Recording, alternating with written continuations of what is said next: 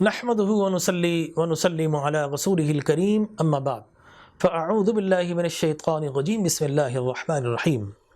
محترم مکرم ناظرین کرام، السلام علیکم ورحمۃ اللہ وبرکاتہ۔ ناظرین کرام، میں نے گزشتہ اپنی گفتگو میں عرض کیا تھا کہ اللہ دیکھ رہا ہے، وَنَحْنُ أَقْرَبُ إِلَيْهِ مِنْكُمْ وَلَكِنْ لَا تُبْصِرُونَ۔ وہ قریب نہیں، اقرب ہے۔ کہاں سے؟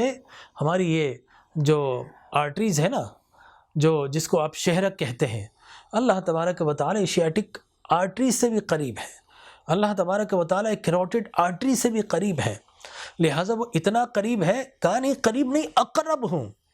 قریب کی بھی سپرلیٹو ڈگری جو ہے وہ اقرب کہلاتی ہے، میں تو قریب ہوں، وَلَكِنْ لَا تُبْصِرُونَ، لیکن تم مجھے دیکھ نہیں سکتے۔ اب یہ بھی بڑا عجیب معاملہ ہے۔ دیکھیے، جب کوئی چیز قریب آ جائے تو آپ واقعی اسے نہیں دیکھ سکتے۔ ہماری جو آئیڈیل آئی سائڈ ہے نا، آئی فیلڈ، وہ 6x6 ہے، لیکن جیسے جیسے چیزیں قریب آتی ہیں ویسے ویسے آنکھیں اسے دیکھنے سے قاصر رہتی ہیں۔ مثال کے طور پر یہ انگلی ہے، دور تھی آپ کو نظر آ رہی ہے، قریب آپ کریں گے آہستہ آہستہ تو آپ کبھی ایکسپیرینس کیجئے گا یہ غائب ہو گئی۔ کیوں غائب ہو گئی؟ اس لیے کہ جب قریب چیز آتی ہے نا، آپ کی آنکھوں میں دو کینتھس ہے، یہ لیٹرل کینتھس، یہ میڈیل کینتھس۔ تو میڈیل کینتھس کے اوپر آپ کا کورنیا جب بالکل آ کر اس طرف آ جاتا ہے تو آپ کا جو اینگل ہے وہ صفر ہو جاتا ہے۔ جب صفر ہو جائے تو چیزیں نظر نہیں آتی۔ تو یاد رکھیے، جو قریب ہو وہ نظر نہیں آتا۔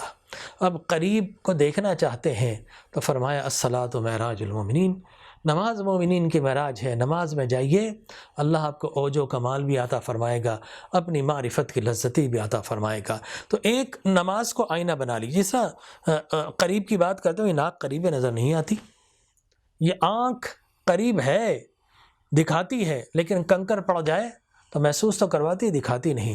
دیکھنے کے لیے آپ کیا کرتے ہیں؟ آپ کا چہرہ قریب ہے، دکھاتی نہیں۔ آپ ایک دوسرے کا چہرہ دکھائیں گی، اپنا نہیں دکھائیں گی۔ اپنا چہرہ دیکھنا چاہیں، آنکھ کا کنکر دیکھنا چاہیں، اپنی ناک، اپنی شبات دیکھنا چاہیں تو کیا کرتے ہیں؟ آئینے کو وسیلہ بناتے ہیں، آئینہ سامنے رکھتے ہیں، چہرہ نظر آتا ہے، اب آنکھ دکھائے گی۔ اسی طریقے سے اگر آپ چاہتے ہیں کہ رب کے جلوے نظر آئیں، وہ اقرب تو ہے، اس اقرب کو دیکھنا ہے تو پھر رسول مکرم صلی اللہ علیہ وسلم کا وسیلہ آئینہ بنا لیجئے۔ چہرہ مصطفیٰ کا ہوتا ہے، جلوے خدا کے چمک رہے ہوتے ہیں۔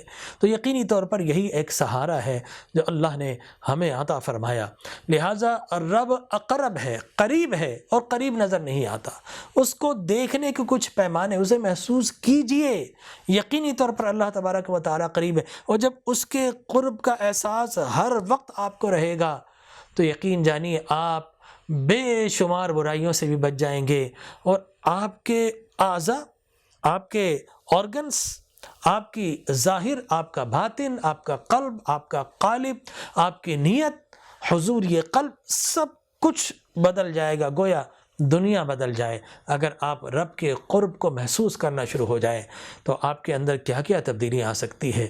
مثال کے طور پر آپ نے دیکھا ہوگا کہ کوئی چور اور ڈاکو بھی اگر سامنے صاحب پولیس کھڑی ہو، چلیں جناب پولیس کو چھوڑ دیے، رینجرز کھڑی ہو تو، یا اور بھی کوئی لا انفورسمنٹ ایجنسیز کھڑی ہوں، تو کیا چور چوری کرے گا؟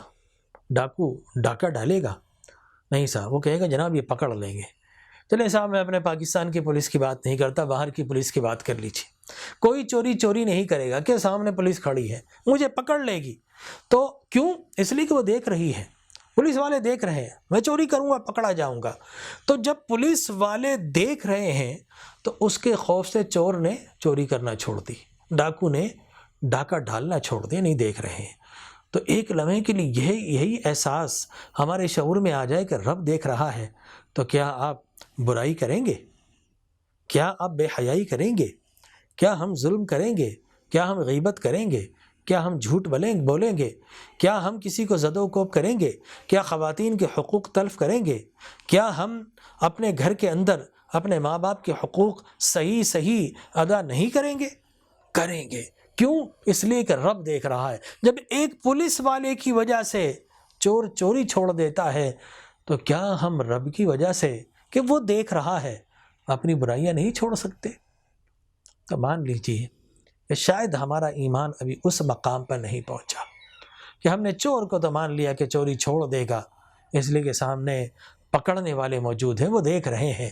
تو ہمارا ایمان غالباً ہمیں لاشعور میں نہ جانے اسٹور میں کہاں پر پھینک دیا ہے کہ دن رات برائی کرتے ہیں، وہ کہہ رہا ہے میں دیکھ رہا ہوں، لیکن ہمارا ایمان نہ جانے کہاں چلا گیا، وہ احساس کے اندر نہیں آتا۔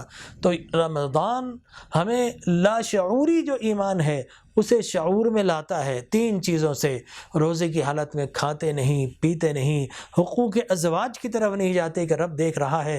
تو یقین جانیے یہی وہ منظر ہے، یہی وہ معاملہ ہے کہ اگر ہم شعور کے اندر لے آئیں تو پھر ہماری دنیا بدل جائے، منظر نامہ بدل جائے۔ لوگ کہتے ہیں صاحب دنیا بدل گئی، زمانہ بدل گیا۔ میں کہتا ہوں نہیں صاحب، زمانہ نہیں بدلا، دراصل ہم بدل گئے، اور ہم اس لیے بدلے کہ ہمارا دل بدل گیا۔ کیا پھولوں کی مہک بدلی ہے؟ کیا سورج کی چمک بدلی ہے؟ کیا چڑیوں کی چہک بدلی ہے؟ کیا سورج اور آسمان کی گردش بدلی ہے؟ کچھ نہیں بدلا صاحب، ویسا ہی ہے سب کچھ ہمیشہ سے۔ دراصل ہمارے مزاج بدل گئے، دراصل ہم بدل گئے، ہمارا رہن سہن بدل گیا۔ اس لیے ہم کہتے ہیں زمانہ بدل گیا، زمانہ خراب نہیں ہوا، دراصل ہمارا دل خراب ہو گیا۔ اس کو صحیح کیجئے، انشاءاللہ یہ جو ایمان ہمیں روزے کے ذریعے حاصل ہو رہا، اللہ دیکھ رہا ہے، انشاءاللہ اسے مزید تقویت اور دوام ملے گا، اور جب تقویت اور دوام ملے گا تو تقوی حاصل ہوگا۔ تقوی حاصل ہوا تو آپ رب کے محبوب بن جائیں گے۔ وہ تو ہمارا محبوب ہے، رب کو بھی محبوب بنا لیجیے۔ دعا کیجیے اللہ تبارک و تعالی اس ماہ سیام میں ہمیں اپنی محبت کے جام عطا فرمائے، اپنی محبت کے راستے پر چلائے۔ آمین۔ وآخر دعوایا ان الحمد للہ رب العالمین۔